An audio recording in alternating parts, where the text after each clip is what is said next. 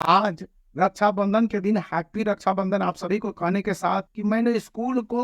2 set questions के भेजे और 2 ट्रायल सेट मेरे पास क्वेश्चंस थे। इसको मैंने CISE का सिलेबस था उसके हिसाब से भेजा था क्वेश्चंस को, और इन क्वेश्चनों को रिटर्न करते हुए एक पूरी नोट दे दी गई कि आप इन पैटर्न पर अपने क्वेश्चंस को भेजिए, क्योंकि CISE इसी पैटर्न पर क्वेश्चन चाहती है कि बोर्ड एग्जामिनेशन से पहले हाफ ईयरली एग्जामिनेशन सितंबर में होने वाले हैं हमारे स्कूल में 22 सितंबर से। तो उस दौरान इंग्लिश क्लास 12th और क्लास 10th के अभी जो क्वेश्चन पेपर बना के भेजे गया उसमें कहा गया है कि आपके 60% question easy,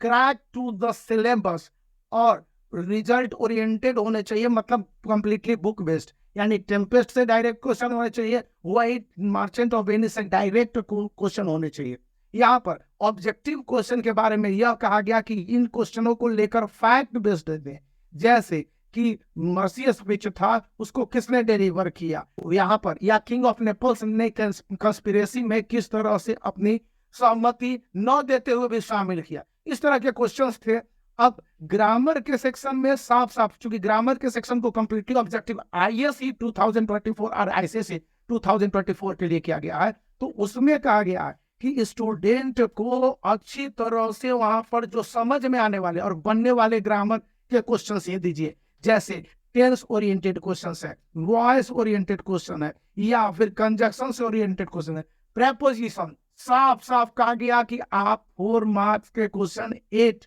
number of questions को देते समय इस बात का ख्याल रखें कि उसमें से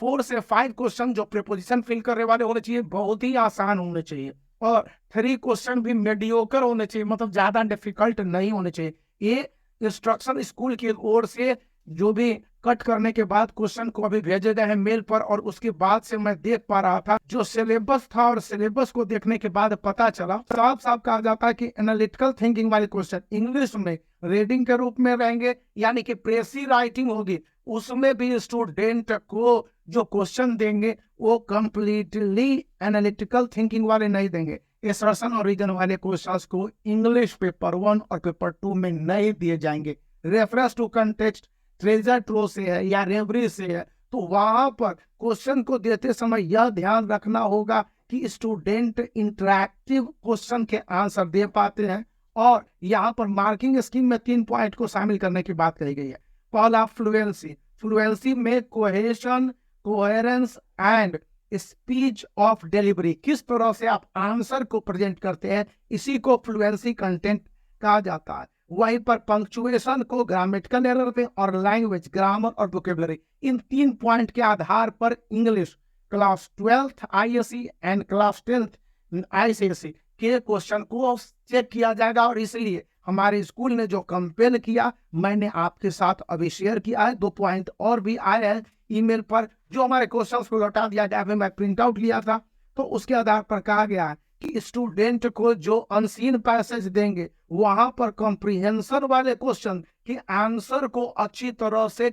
कम 5 से 7 मार्क्स के बनने चाहिए। अगर यहाँ पर न बन पाते हैं तो कहा जाएगा कि ये टीचर की गड़बड़ी है, क्योंकि स्टूडेंट को ये आंसर किसी तरह से निकाल देने होंगे और इसके लिए ट्रेनिंग दिए जाने होंगे। ऑनलाइन क्लासेज या स्मार्ट क्लासेज की भी बात स्कूल का होता है कि आप स्मार्ट क्लास में ले जाके स्टूडेंट को बताइए या स्मार्ट ओरिएंटेशन कीजिए। अब थर्ड और लास्ट पॉइंट जो हमारे क्वेश्चंस के साथ था कि आपको ICSE एंड ISE 10th और 12th के क्वेश्चन को बनाते समय जो ध्यान रखने, और यही 12th में आएंगे बोर्ड एग्जामिनेशन में, कि स्टूडेंट के अप्रोच वाले आंसर में उसके रीडिंग स्किल को ध्यान रखा जाएगा। जो पहला क्वेश्चन आता है लॉन्ग, या कह दिए कि ICSE एंड ISE के लॉन्गेस्ट क्वेश्चन इंग्लिश पेपर 1 के फर्स्ट क्वेश्चन होते हैं, उसमें स्टूडेंट के राइटिंग स्किल को और उसके अपने थॉट वाले पॉइंट के क्वेश्चंस देने चाहिए। तो क्वेश्चन नंबर 1 में ये कहा गया है, और कहा गया है कि टेक्स्ट पर आंसर काटने की बजाय यह ध्यान रखने हैं